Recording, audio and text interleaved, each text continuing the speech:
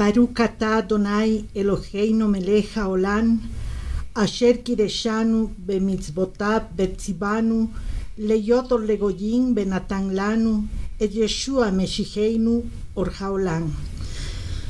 Bendito seas tú, oh Adonai, nuestro Elohim, Rey del universo, que santificas con tus mandamientos y nos mandas a hacer luz para las naciones, y nos das a Yeshua, nuestro Mashiach, la luz del mundo.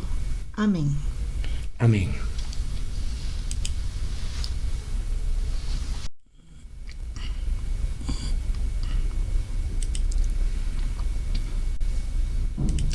Shalom, amados hermanos, bienvenidos a una reunión más de Casa de Oración y Encuentro con Yeshua. Es un placer, es un gusto para nosotros encontrarnos nuevamente a través de este medio digital con todos ustedes. Con el favor de nuestro Abacadosh, somos Ramiro Peña e Isabel. Somos siervos de Yahweh en esta su casa, en la Casa de Oración y Encuentro con Yeshua. Amados hermanos, hoy nos toca leer, estudiar la porción número 13 de la palabra. Y la parashá número 13 lleva por nombre Shemot. Y Shemot quiere decir nombres. Comenzamos con esto el segundo libro de la Torá, Bereshit, Éxodo. Bien. En la porción de la Torá de la semana pasada, mis amados hermanos, en la parashá Vayehi, Moshe, ahí nos mostró que terminó con la muerte de Jacob y de Joseph, ¿no es verdad? Y esta semana, como les decíamos al principio, comenzamos el segundo libro de la Torá, Shemot, que en hebreo significa nombres, ¿no? Amén. El nombre dado a esta porción de Éxodo tiene su origen en el verso 1, donde se especifican los nombres de los hijos de Jacob.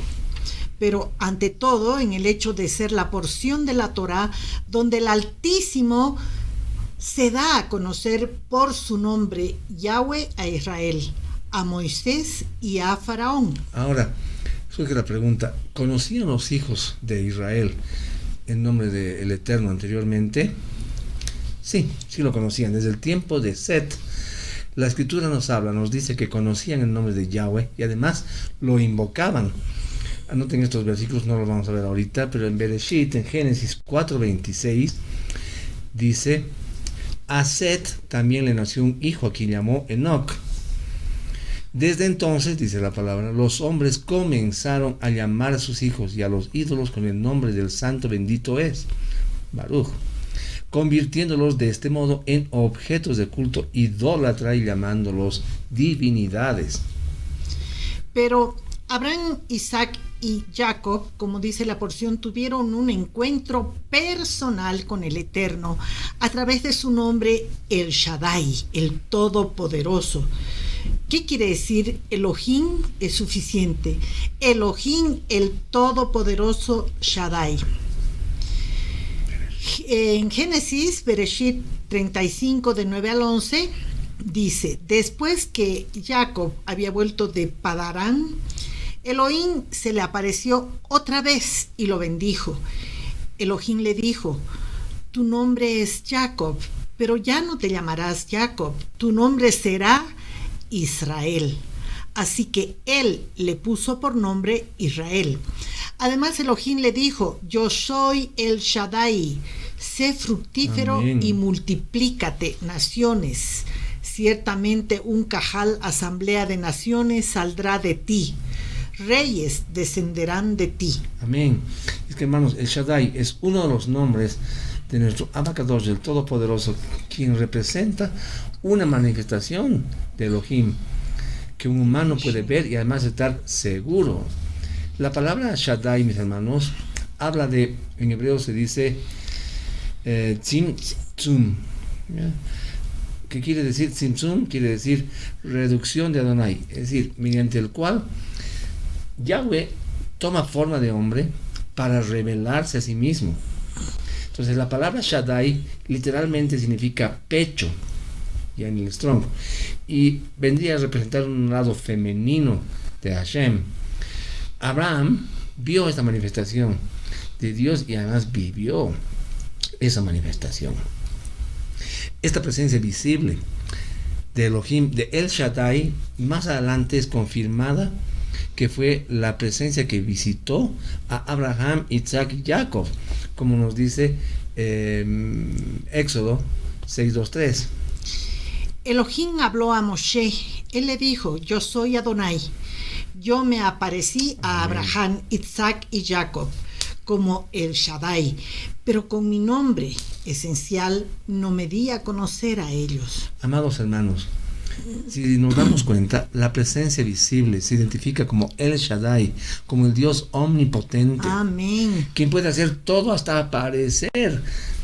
Entonces se lo llama también el ángel de Yahweh, la Memra, es decir, su palabra. El Raei, el Elohim que ve. Sar Tzavá, Yahweh, que quiere decir el príncipe de los ejércitos de Yahweh. Rishon Bajarón, que quiere decir el primero y el último. Goel, redentor. Ben Elohim, hijo de Dios. Y por último, Yeshua, nuestro Adón. Amén. Maestro y Señor. Entonces, si resumimos, desde Set, los hombres invocaban el nombre de Yahweh, como El Shaddai se presentó delante de Abraham, Isaac y Jacob.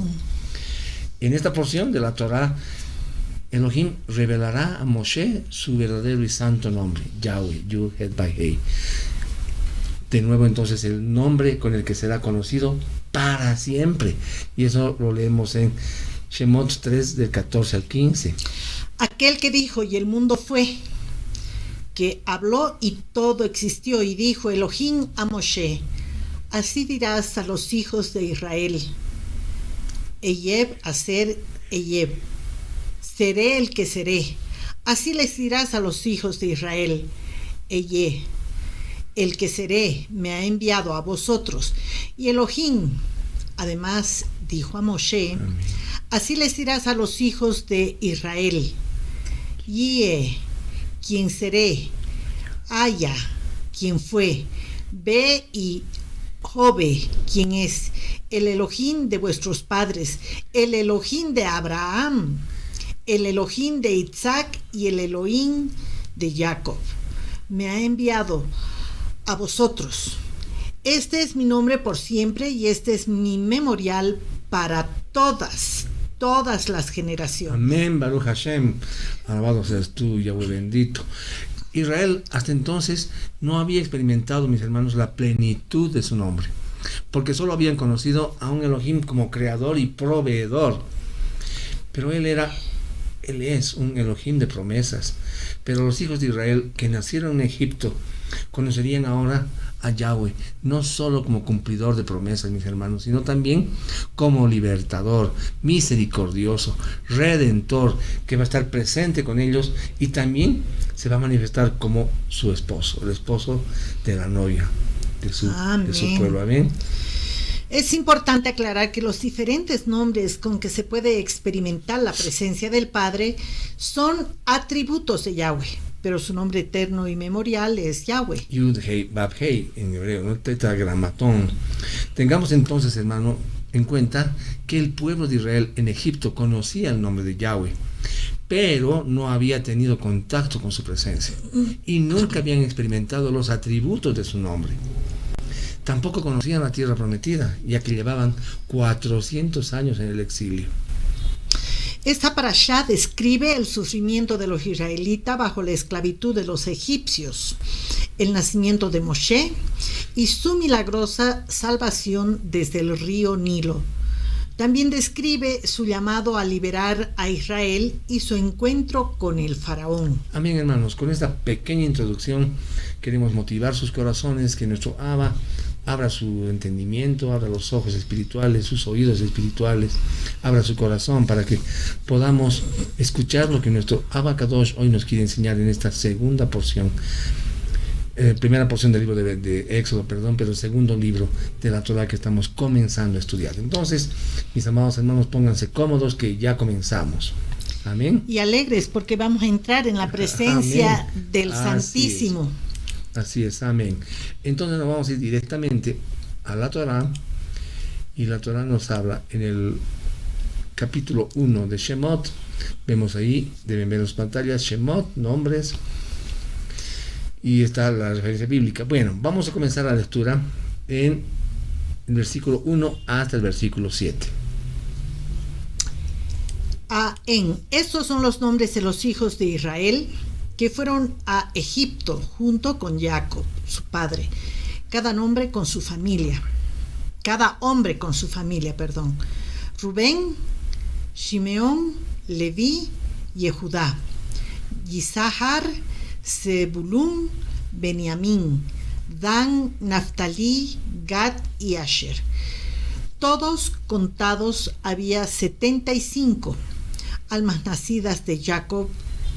Joseph ya estaba en Egipto. Joseph murió como todos sus hermanos y toda esa generación. Los hijos de Israel fueron fructíferos, aumentaron abundantemente, se multiplicaron y crecieron poderosamente. La tierra se llenó con ellos. Amén. Entonces, hermanos, acá vemos, tal como Yahweh había prometido, por medio de Jacob y Joseph, el pueblo se había multiplicado hasta el punto de llenar la tierra de Egipto, como vemos en el versículo 7. En un nivel remés de estudio de la Torah podemos entender que esta es una revelación profética, mis hermanos, de lo que Israel, lo que va a pasar más bien más adelante, cuando los hijos de Israel se dispersarían y llenarían la tierra entera. Sabemos que Egipto es una tipología del mundo, y efectivamente esto marca que los hijos de Israel llenarían asombrosamente toda la tierra.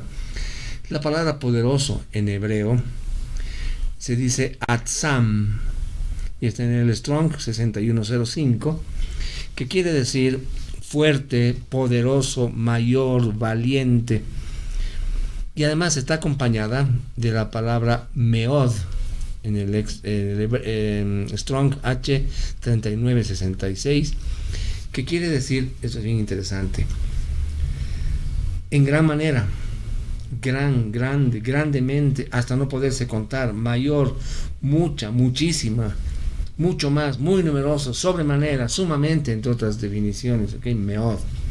Entonces lo que vemos acá es que esta palabra meod, en estos 7 versículos, en el hebreo se repite 2 veces, con la misma idea, es decir, que se repite de manera redundante, dando la idea de algo extremo. ¿Okay? Podemos concluir entonces que duplicarían en número, o sea, pero grandemente, menos como dice su traducción, ¿no? No se puede contar. Y además habla de que el pueblo hebreo iba a ser extremadamente fuerte. Versículo 9. Y dijo a su pueblo: miren, los hijos de Israel se han convertido en un pueblo demasiado numeroso y poderoso para nosotros. Amén. Entonces, en vista de esa multiplicación excesiva de los israelitas, y además con la entrada al poder de un nuevo faraón que no conocía a Joseph, comenzó un cierto temor a una posible alianza con el enemigo que pusiera en peligro la estabilidad del reino, lo cual llevó a pensar en un exterminio hacia el pueblo hebreo. Notamos también la aseveración de que se hace aquí en estos versículos con la palabra más numeroso, más fuerte, ¿no?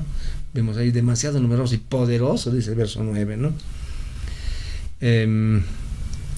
Confirmando lo anterior, el versículo 8 que nos hablaba de la palabra meor, 2 veces meod, ¿no? En el versículo 7 y 8. Esta historia entonces, mis hermanos, se ha repetido muchas veces a través de los tiempos.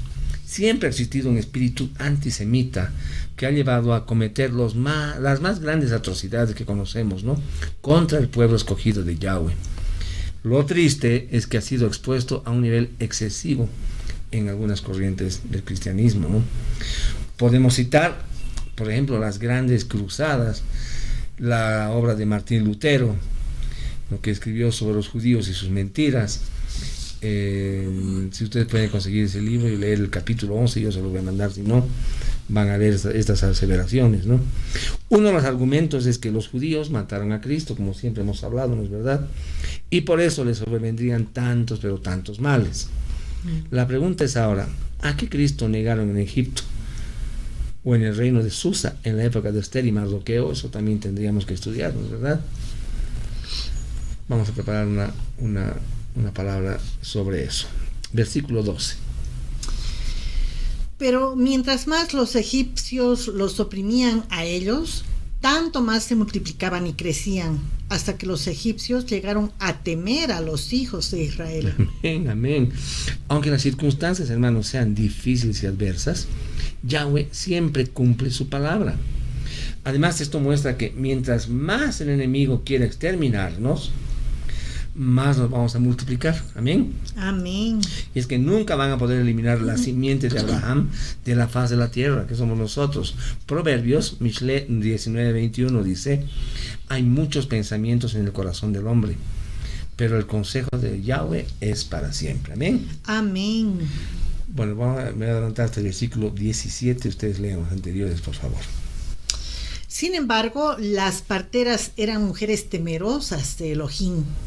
Así que no hicieron como el rey de Egipto ordenó, sino dejaron que los niños vivieran. Okay. Van a ver el contexto, los versículos anteriores.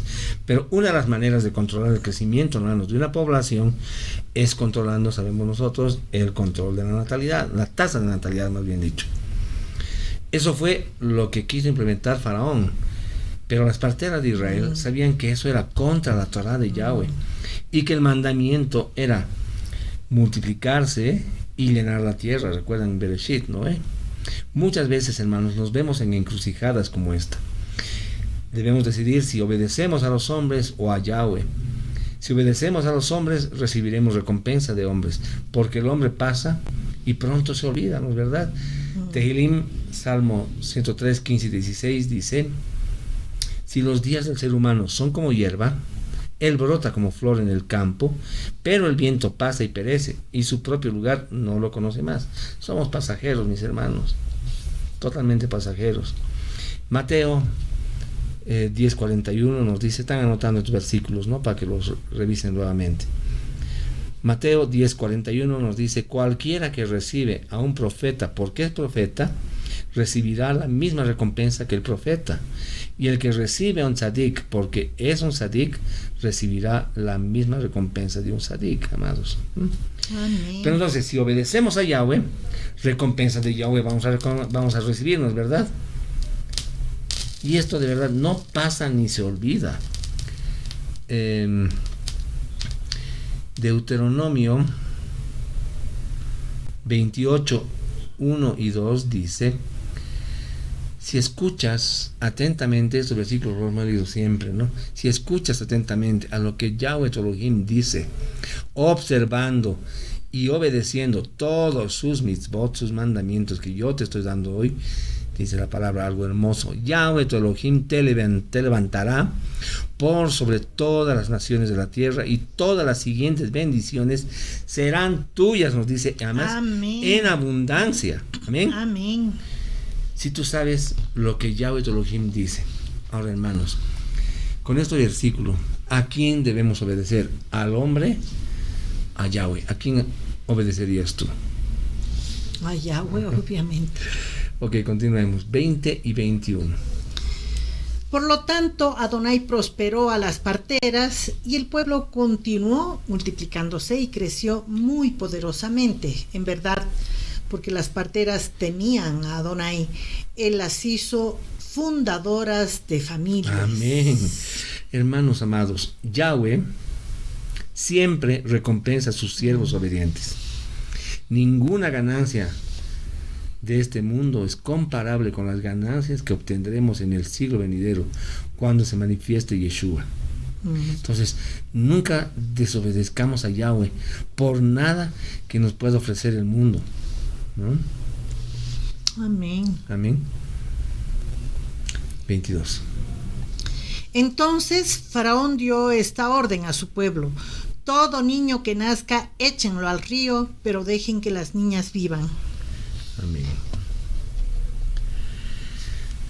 Ya que no pudieron hacer que las parteras cumplieran la orden, los egipcios decidieron tomar cartas en el asunto, como vemos acá.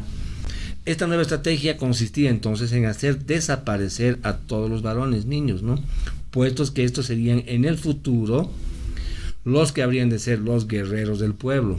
Ahora, desde la antigüedad vemos cómo la estrategia de destrucción de los pueblos ha sido a través de los niños. Hoy en día continúa de la misma manera, dejando que los niños crezcan lejos, mis amados, del conocimiento de Elohim. Entonces ahí nos ponemos a pensar en el versículo de Oseas, que nos decía que mi pueblo perece por falta de conocimiento. ¿Bien? Versículos 1 y 2 del capítulo 2, por favor. Un hombre de la tribu de Leví tomó una mujer también de la tribu de Leví como su esposa. Cuando ella concibió y tuvo un hijo, al ver lo hermoso que era, ella lo escondió por 3 meses. Amén. Amén. Cuando ella... Hasta el 2 solamente. Ok. Esta mujer de la tribu de Leví que vemos acá decidió hacer algo por su hijo. Y decidió que su hijo no corriera con la misma suerte que los demás. Hoy entendemos, mis amados hermanos, que fue Yahweh quien puso ese sentimiento en esa mujer, ¿no es verdad? Puesto que tenía planes con este niño. Entendiendo la sintaxis de este verso, que infiere algo muy especial que había en la criatura. Un cuadro similar, mis amados, vemos en la vida de Yeshua. Sus padres tuvieron que esconderlo porque Herodes quería matarlo.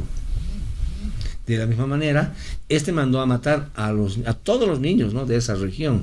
Entonces, este pasaje da inicio a un nuevo panorama profético, en el que Moshe es el protagonista como Mesías de Israel y como profeta de Yahweh. En el transcurrir de la vida de este profeta, tenemos que entender pautas que nunca habíamos tenido en cuenta antes a la hora de concebirlos. No solo el ministerio de Moshe, sino la visión profética que él nos da como pueblo, ¿no? Entonces podemos ver algunas cosas. Primero, es el único profeta que es comparado con Yeshua. Deuteronomio 18:18 dice, hermanos, yo levantaré para ellos un profeta como tú de entre tus hermanos. Yo pondré mis palabras en su boca y les dirá todo lo que yo les ordene. Segundo,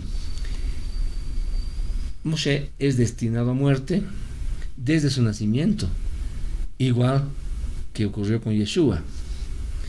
Moshe crece para ser rey, Yeshua es rey. Moshe libera de la esclavitud, como Yeshua lo hace con nosotros, de la dispersión entre las naciones de nuestro Egipto, de nuestro mundo, ¿no es verdad? Moshe es enviado por el Padre Eterno. Lo mismo ocurre con Yeshua.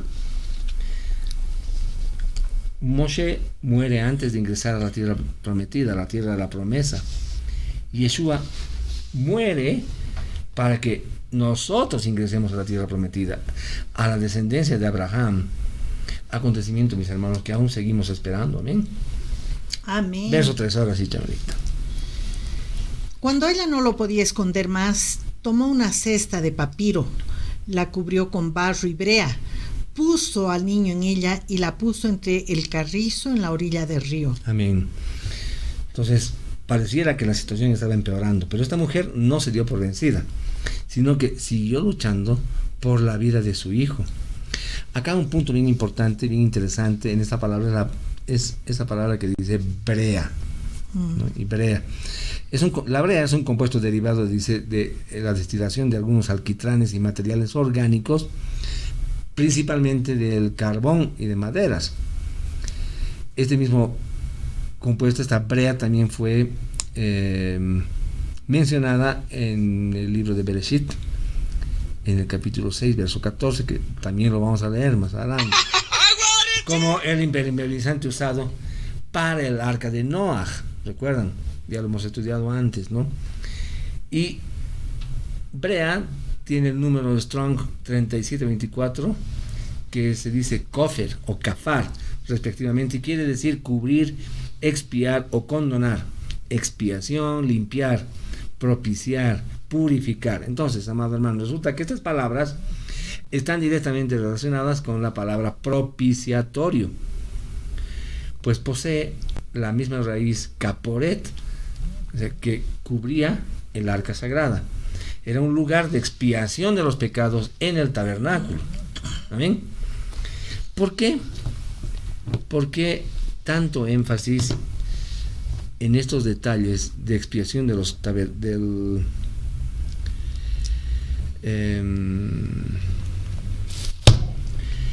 idiomáticos que estamos viendo ahorita con tantas strongs?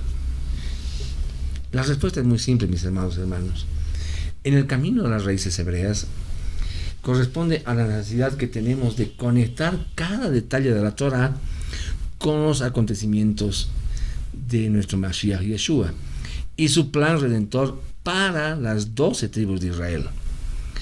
Así como el arca de Noé, fue establecida para salvar la simiente incorruptible después del juicio, que lo conocemos como el diluvio, Moshe, este niño, sería salvado de las aguas y lo logró en una barca cubierta. Ven la relación, mis hermanos, síganme con atención. Logró salvar su vida en una barquita cubierta de esa brea, de esa kafar. Brea, que ya hemos dicho que representa, que quiere decir expiación, ¿no es verdad? Redención. Entonces, esto hace sentido con la misión que tenía Moshe de liberar a los esclavos israelitas de Egipto y ser el caudillo para su redención. Amén. Este, digamos, es un dibujo vivo y además humano al que la Escritura le llama la sombra profética de las cosas por venir.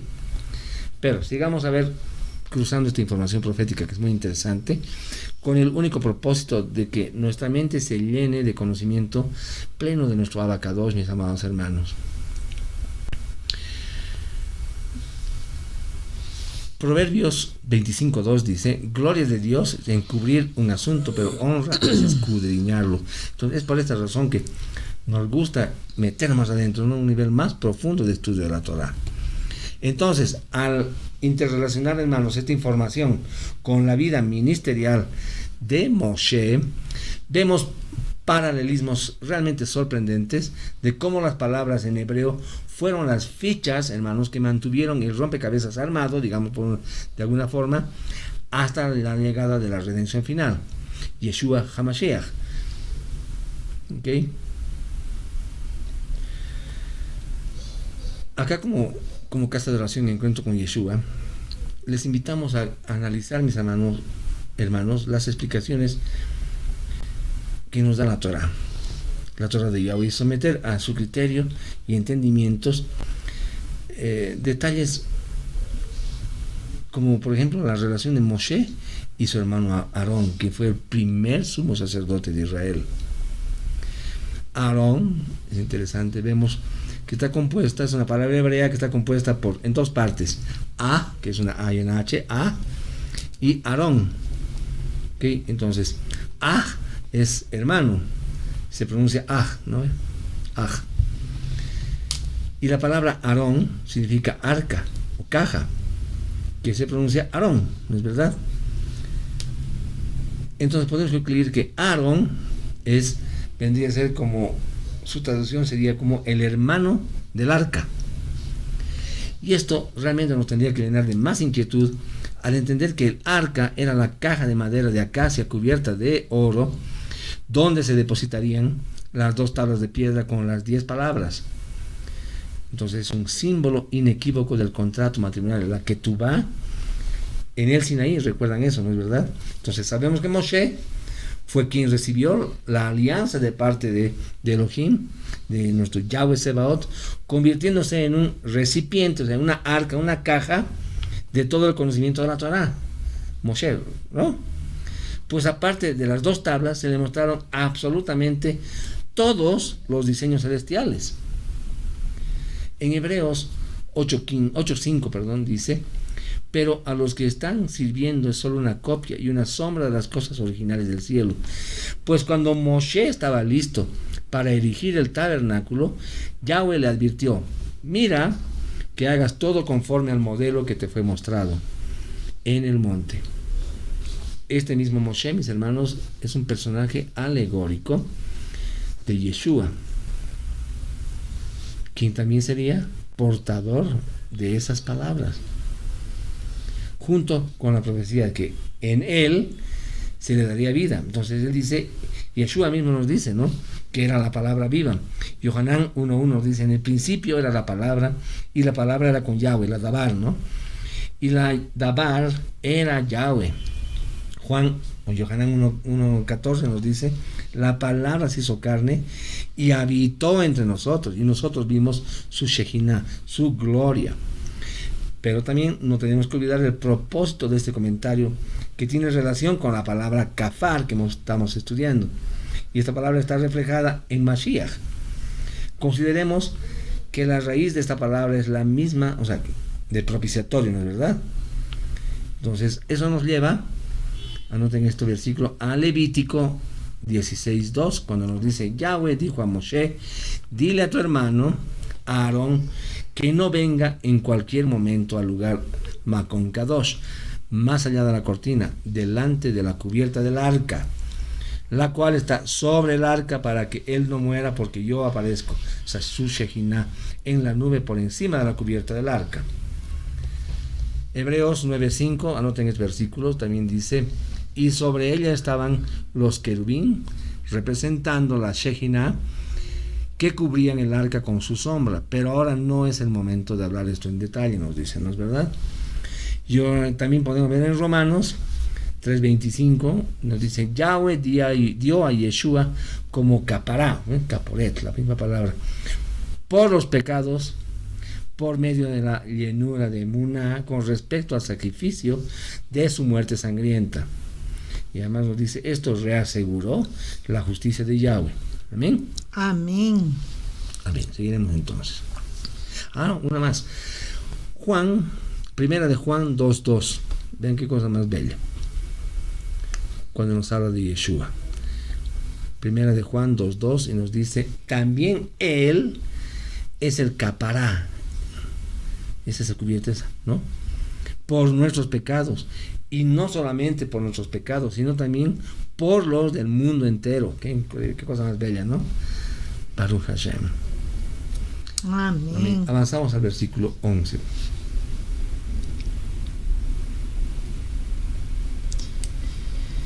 Un día, cuando Moshe era ya un hombre crecido, salió a visitar a sus hermanos de los hijos de Israel, y él los vio luchando con trabajos gravosos. Él vio un egipcio golpear a un hebreo, él vio a un egipcio golpear a un hebreo, uno de sus hermanos. Vemos que en este pasaje se repite 2 veces la frase sus hermanos.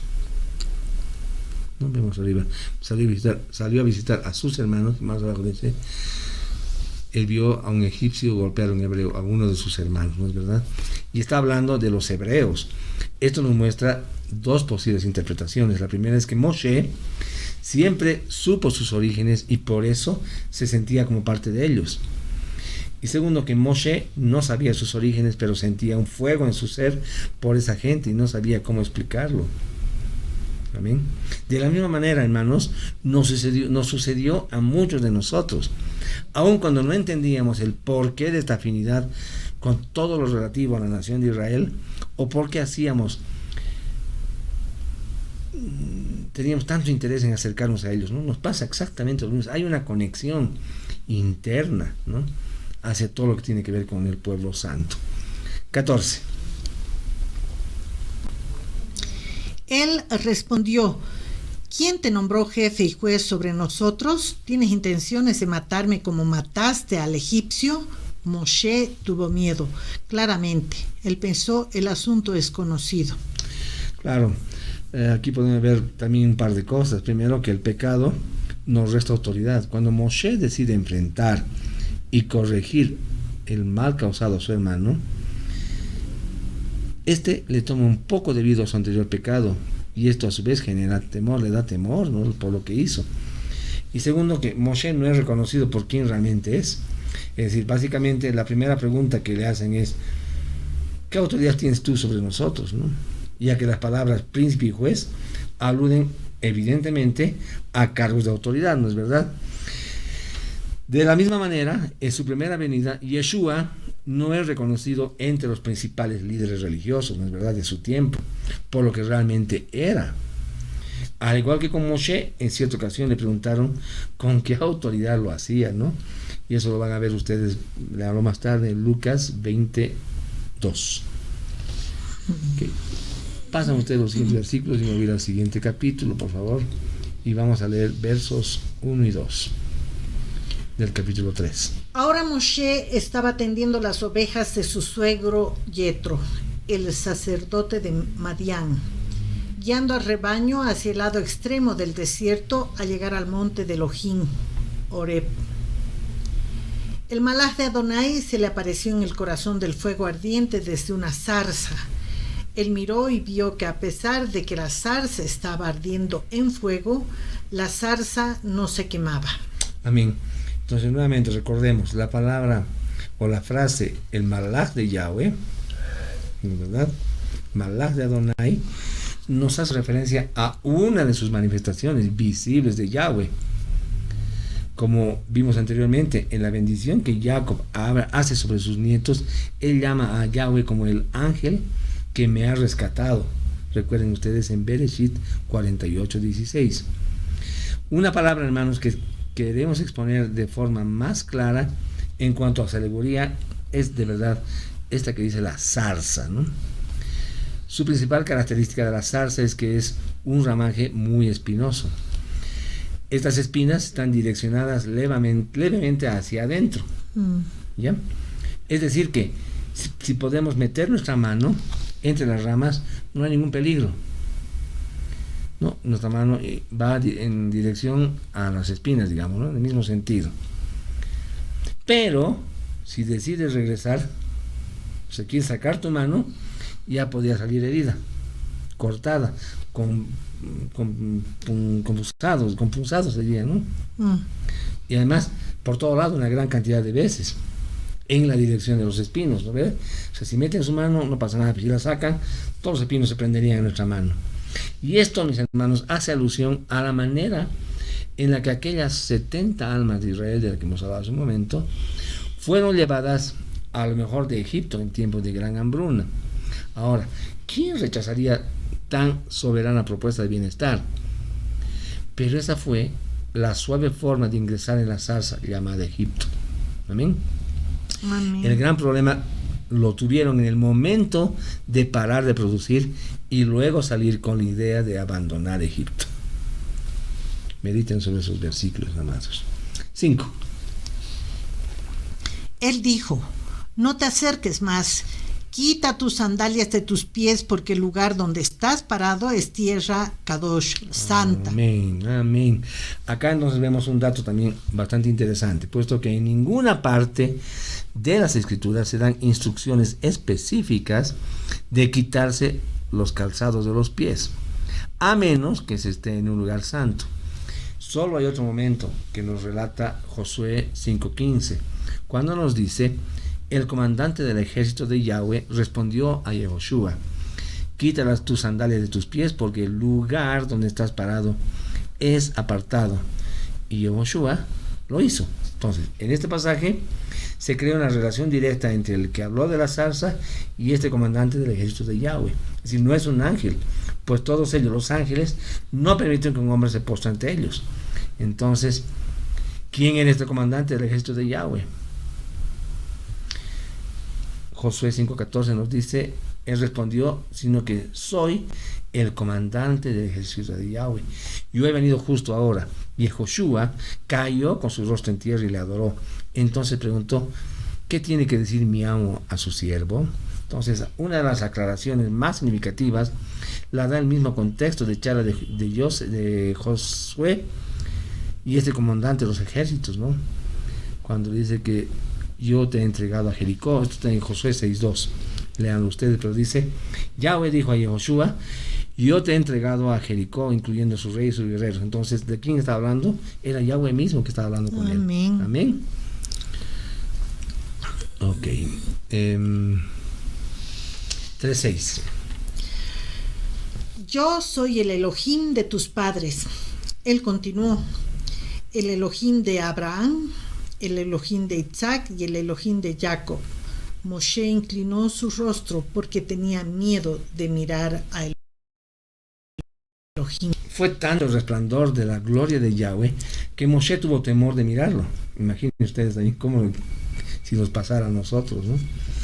Elohim se presenta como el Elohim de sus ancestros, por lo que se puede inferir de aquí que Moshe conocía a Yahweh. Quizás ese su conocimiento no era muy profundo, pero sin duda alguna había escuchado de él.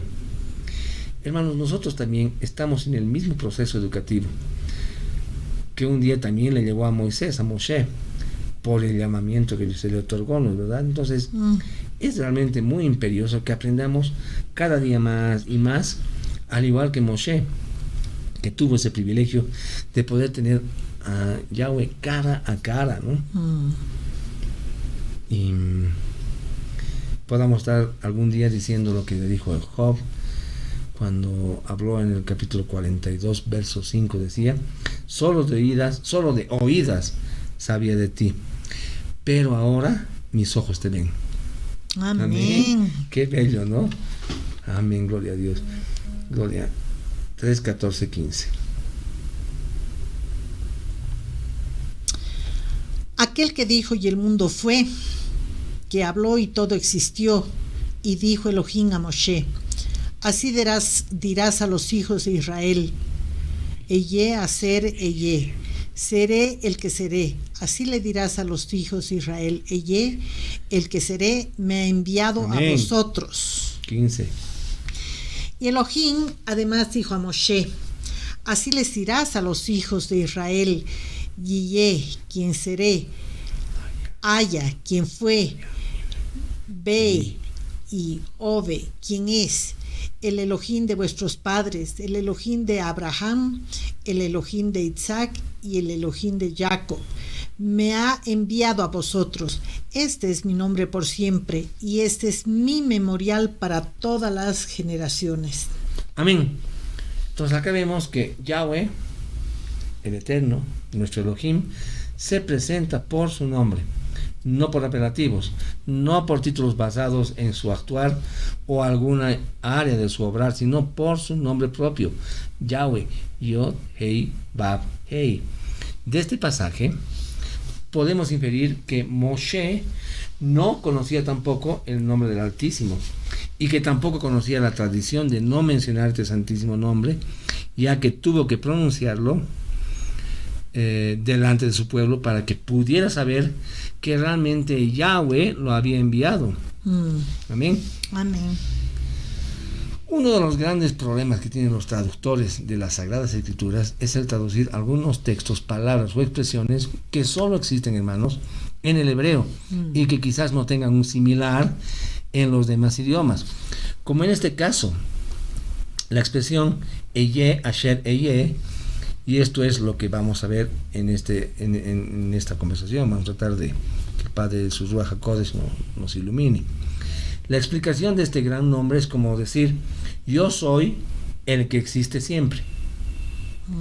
Pues nada es eterno excepto Dios, Elohim, ya que solo Él existe en la eternidad. Es inconcebible entonces que alguna otra cosa perdure para la eternidad, excepto ¿quién? Él. O los que perduran por la fuerza y poder que emana de ¿quién? De Él. Pero también se dice: yo soy quien soy. Vale, está escrito. Y es un nombre derivado de Hayá, que quiere decir existir, que designa la existencia, puesto que este verbo significa Él fue, pero no hay distinción en ser y existir en la lengua hebrea, o sea, no hay eso. ¿Okay?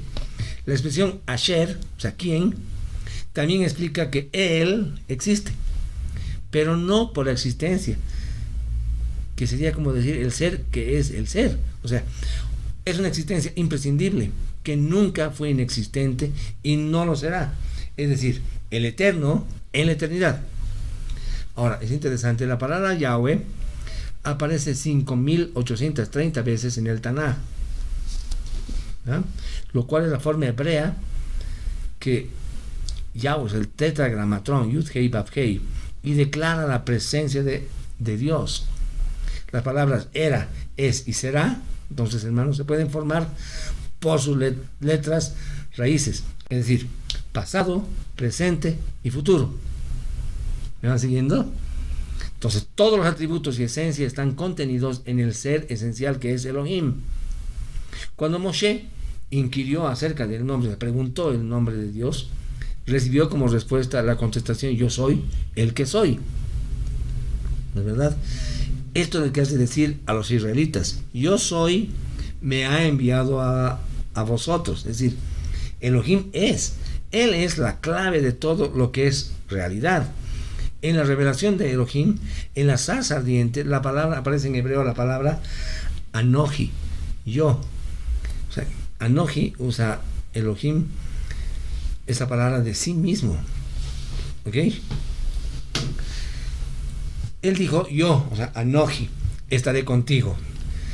Y esto te será por seal. O sea que los sabios de la antigüedad dicen que es simbólico de la primera liberación de Israel, ¿no? De Egipto, porque con un Anoji, con un yo, Israel entró en Egipto, y bien, con un Anoji iré contigo a Egipto, y con un Anoji guiaré de nuevo.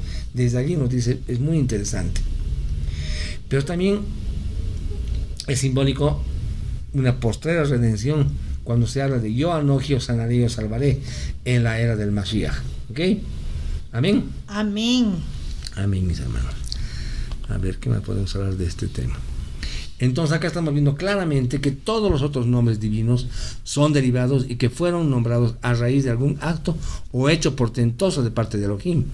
Entre los nombres y títulos de él en el Tanaj y en el Brit Hadashah, es decir, hacen referencia a Yeshua.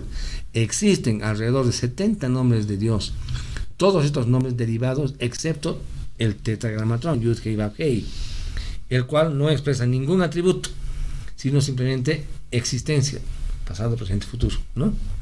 Y nada más, la existencia absoluta de Él, que implica que Él va a existir siempre. Qué cosa más hermosa. Amén, Baruch Hashem. Hay que recordar lo que Elohim le dice a Moshe en el capítulo 6 de Éxodo, en los versos 2 y 3, le dice, habló todavía Elohim a Moshe y le dijo, yo soy Yahweh, y aparecía Abraham, Isaac y Jacob como El Shaddai, mas en mi nombre Yahweh no me di a conocer a ellos. Es lo que les comentamos al iniciar la introducción a esta porción, ¿es verdad? Entonces se puede decir entonces que el tetragramatrón, el yo soy el que soy, son absolutos, únicos, inefables y ocultos, como lo veremos más adelante. Y hay que destacar que la traducción de yo soy el que soy no es en sí la traducción correcta, sino dice una aproximación a la misma. Por eso observamos que en las traducciones hebreas ellos no la transliteran al español. Si ven, tienen ustedes una Torah, no la ponen. O sea, está escrito, pero no hay traducción al español. Simplemente escriben en su fonética Eye, Asher, Eye. El mismo Moshe, que quiere dar a conocer su nombre, el que señala la esencia peculiar de Elohim, ya que hasta ahora Elohim le había hablado del Dios de los patriarcas, y por eso Moshe quiso penetrar más, o sea, en la idea de la profundidad de Yahweh, preguntando cuál era su nombre, la esencia de ese nombre, y por el significado del mismo. Si vamos a la historia, nos vamos a encontrar que la forma latinizada Jehová se comenzó a usar de este modo aproximadamente a partir del siglo XIII después de la era de Mashiach, por un monje llamado Raimundo Martini, de la orden de los dominicos, y la utilizó en su libro Pugeu Fidei del año 1270. ¿Amén? Amén. Amén. Vamos a adelantarnos entonces. Amén, amén.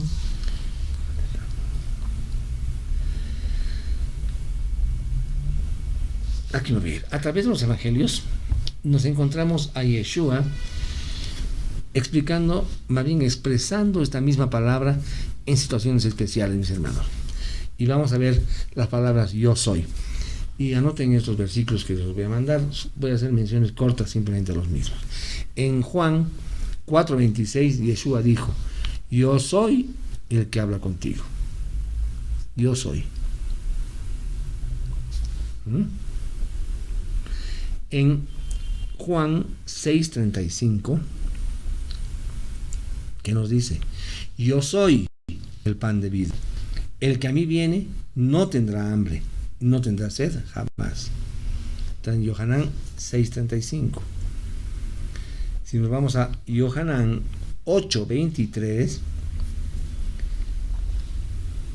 dice, ¿qué tal si los leyéramos? ¿Qué te pareciera? Ya. Los pondremos, ¿no? Voy a ponerlos, hermanos. Vamos a ir a Juan 4:26. Es importante que esto lo tengamos muy claro porque es una bendición para nosotros. Hablando del yo soy. Yohanan 4:26 entonces nos dice: Yeshua le dijo a ella: Enana, yo soy el Elohim viviente. ¿Quién habla contigo? Amén. Soy Él. Amén. Vayan encontrando las conexiones, mis hermanos. Vamos a ir a Yohanan 5, 6, vamos a ir al 6, verso 35. Yohanan 6:35, miren qué cosa hermosa. Yeshua les dijo: Enana, yo soy el Elohim viviente, el pan que imparte vida. El que a mí viene nunca tendrá hambre, y el que confía en mí nunca más tendrá sed. Amén. Entonces dice ahí, yo soy, nuevamente, ¿no? Yo soy. Vamos a ir al Yohanan 8:23.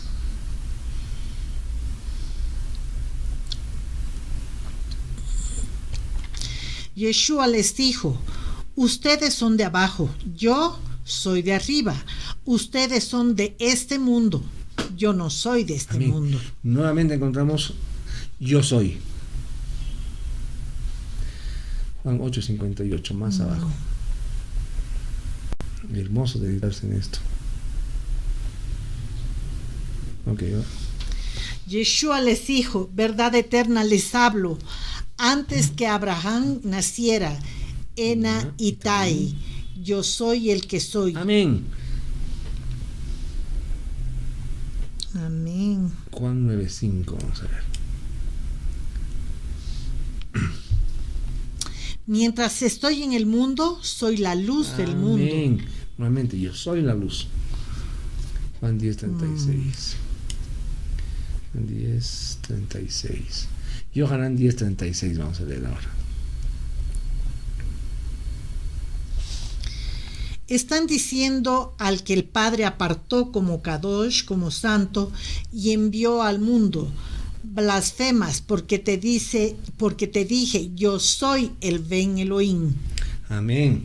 Entonces, Él es el Ben Elohim, ¿no es verdad? Vamos a ir un ratito nuevamente a... ¿Cuál estamos? Yohanan 10:35 estamos, ¿no? Vamos a irnos a Juan 11:25. Yohanan 11:25.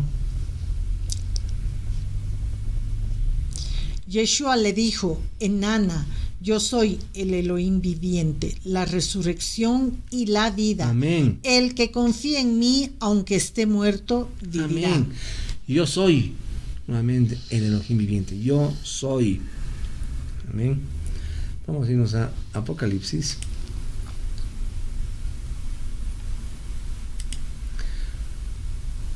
Uno 17. Y cuando lo vi, caí a sus pies como muerto, y él puso su diestra sobre mí, diciéndome: no temas, yo soy el primero y yo soy el último. Amén. Yo soy. Amén. Baruch Aleph. Hashem. Yo soy el Aleph y yo soy Atav.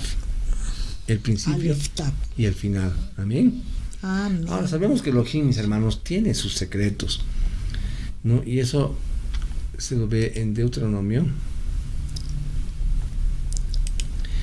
29:29.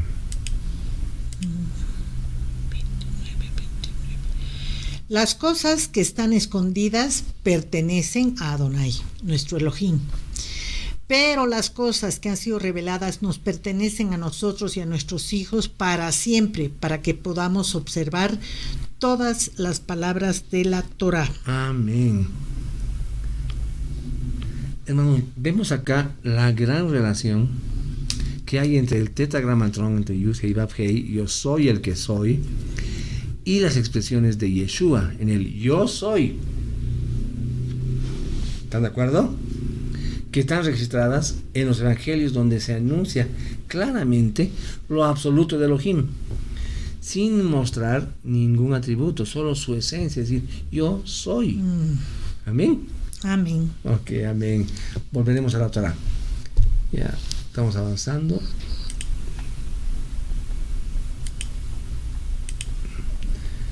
Ok, 3:16. Ve, reúne a los ancianos de los hijos de Israel en asamblea y di a ellos: Adonai, el Elohei de sus padres, el Elohei de Abraham, el Elohei de Isaac y el Elohei de Jacob, se ha revelado a mí y ha dicho: yo he estado prestando cuidadosa atención a ustedes y he visto lo que se les hace a ustedes en Egipto. Amén. Moshe traía a los ancianos de Israel un mensaje de esperanza. Este mensaje básicamente le estaba comunicando que su Elohim, el Elohim de sus antepasados, estaba pendientes de ellos, y sobre todo que sabía por lo que ellos estaban pasando. La palabra usada acá para visitarlo en el hebreo se dice pakad, P-A-C-A-D, digamos en fonética, pakad.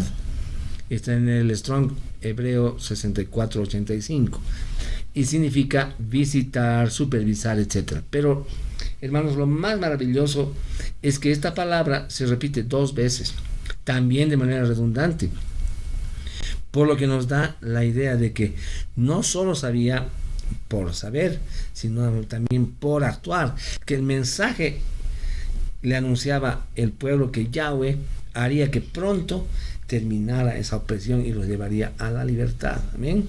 Amén. Okay.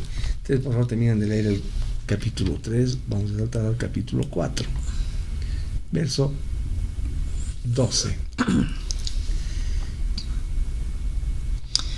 Ahora, por lo tanto, ve, y yo estaré con tu boca y te enseñaré qué decir. Amén. Aquí Yahweh le está diciendo a Moshe 2 cosas. La primera es que no se preocupara por no tener facilidad de palabras. El contexto es hermoso de eso cuando lean esta porción, esta partecita, ¿no? Por cuanto dice que él se ocuparía de las palabras que tenía que decir.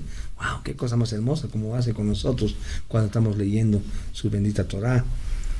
Segundo es que tanto Moshe como los líderes de Israel tenían que saber que el mensaje era de Yahweh y no solo palabras motivadoras de Moshe, ¿no es verdad? 16. Además, él hablará por ti al pueblo y él te enviará, te servirá como boca y tú serás para él como Elohim. Amén. Está hablando de Aarón, ¿no es verdad? Yahweh delimita bien las funciones o responsabilidades de Moshe y también las responsabilidades de Aarón. Ellos tenían oficios totalmente diferentes, niveles de alcance diferentes, ministerios diferentes, pero eran hermanos y el uno dependía del otro. Esto, hermanos, nos enseña que aunque tengamos diferentes ministerios o funciones en el reino de Elohim, somos hermanos y nos necesitamos los unos a los otros. Amén. Amén. 19. Adonai dijo a Moshe en Madián: ve de regreso a Egipto, porque todos los hombres que querían matarte están muertos. Así que Moshe tomó a su esposa e hijos y los montó en aquel burro y salió para Egipto. Moshe tomó la vara de Elohim en su mano. 19, ¿no? Sí. Entonces, acá vemos que 19 y 20. Sí, Yahweh calma los miedos más bien de Moshe, ya que él temía la sentencia de muerte que había en Egipto sobre sí mismo. De igual manera, fue el mensaje que Joseph recibió también sobre Yeshua para volver de Egipto. Mateo 2, 19, 21 dice: después de la muerte de Herodes, un malaj de Yahweh se apareció en un sueño a Joseph en Egipto y dijo: levántate, toma al niño y a su madre y vete a Eretz Israel, porque ellos que querían matar al niño están muertos. Entonces se levantó, tomó al niño y a su madre y regresó a Eretz Israel. Amén. Amén. 22. Entonces dirás a Faraón: Adonai dice, Israel es mi hijo primogénito. Amados hermanos, amén. La primogenitura es una posición de autoridad más que una condición de nacimiento. En otras palabras, primogénito es el que está por encima de los demás. Por ejemplo, Esaú y Jacob. Esaú nació primero, pero Jacob fue el primogénito. ¿No, verdad? Lo hemos estudiado en Bereshit 25. A propósito. Tan pronto como Sípora tomó un pedernal, circuncidó a su hijo, y Moshe cayó a los pies del mensajero diciendo: la sangre de la circuncisión de mi hijo acaba de fluir. Y el mensajero lo dejó libre porque había dicho: acaba de fluir la sangre de la circuncisión de mi hijo. Amén. El hecho de que seas escogido, hermano, no quiere decir que tenemos licencia para pecar. Moshe había incumplido con el Brit Milá, es decir, con la circuncisión, y por eso su vida corrió peligro.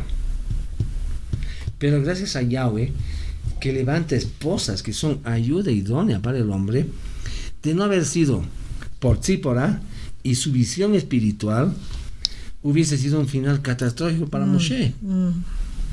Por eso hay que bendecir a nuestras esposas, porque la mía también es una compañera idónea para mi vida. 31. El pueblo creyó cuando ellos oyeron que Adonai había acordado de los hijos de Israel y había visto cómo ellos eran oprimidos.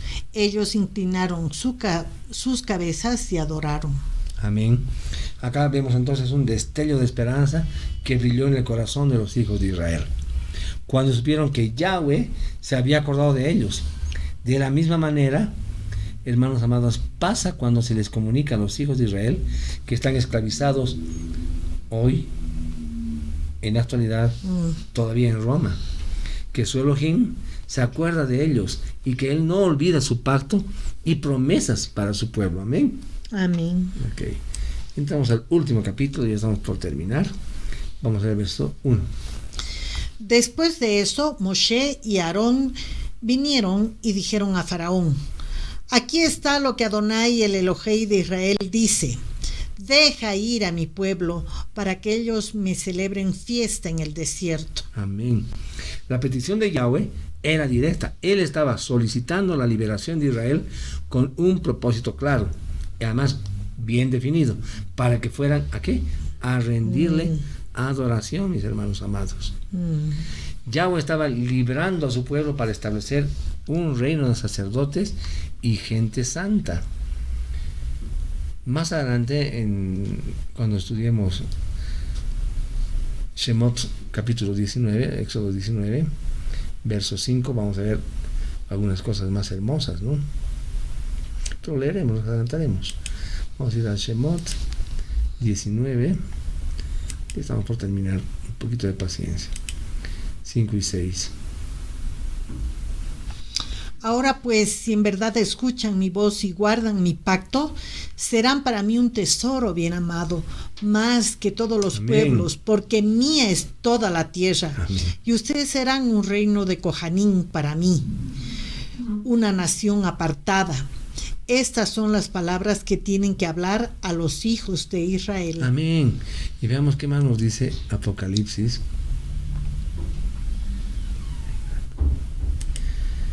Uno 6.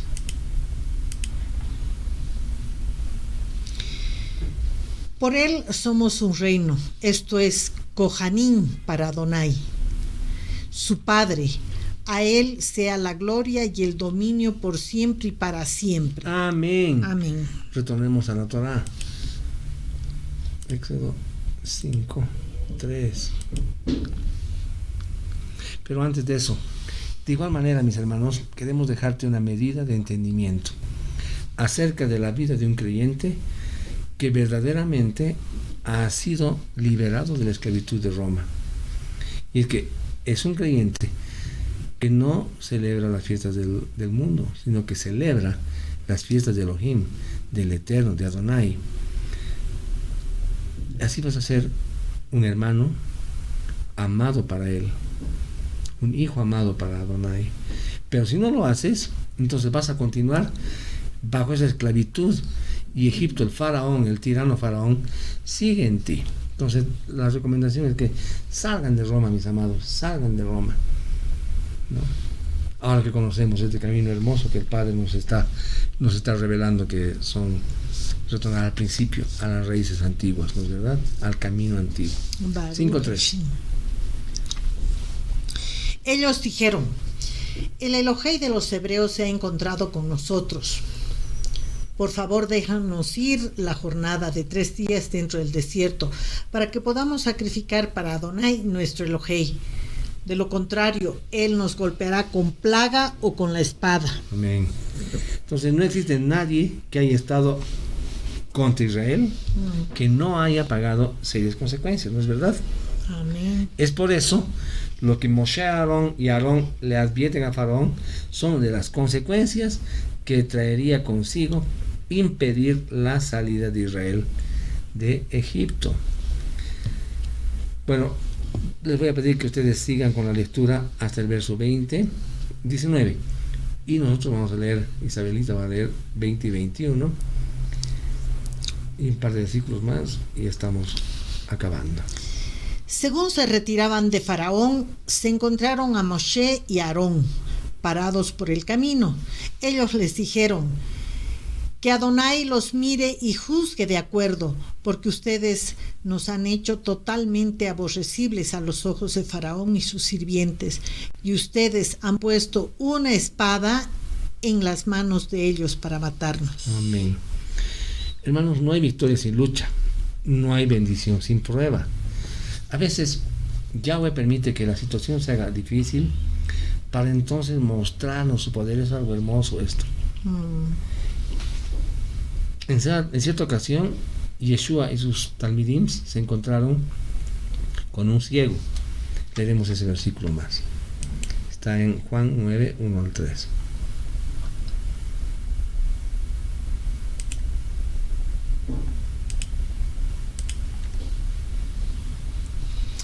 Y al pasar, Yeshua vio a un hombre ciego desde el vientre de su madre.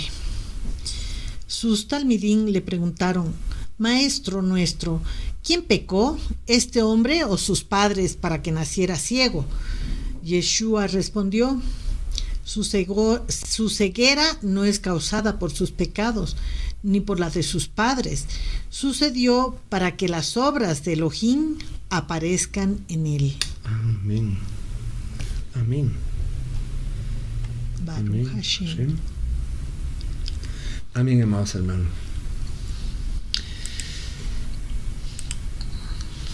Amén. Con esto habríamos concluido la porción de esta semana, esperando que haya sido de bendición para sus vidas.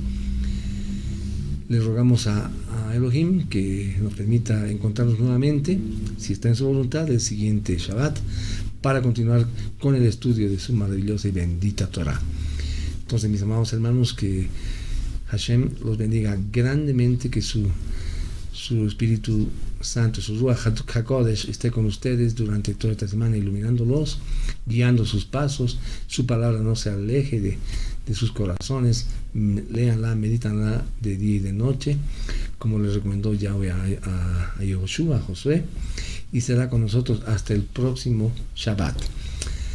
Shavua Tov, mis amados hermanos. Baruch Hashem.